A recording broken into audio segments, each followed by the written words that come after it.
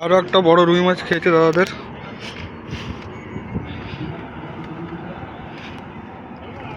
ছিপ নিয়ে দাদা চলে যাচ্ছে ধারের দিকে একদম।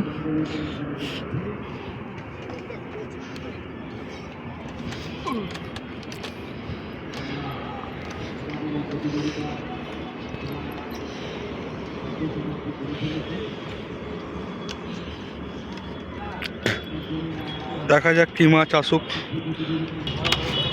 তুই খেলা ওই ডগটার ওপরটা ধর না। হ্যাঁ ওইখানটা ধরবি না, নিচে ধরে খেলা টানলে তো মাছ তো যাবে নাকি। ডগটার ওপরে ধরবি না, মাছটাকে সোজা করবি, একটু ওপরে ধর, একটু ওপরে ধর। হ্যাঁ এবার মাছটা খেলা ওইটুকুনি নিচে ধরলে খেলালে তো মাছ ঢুকবেই। আরামসে উঠেছে দাদাদের মাছ।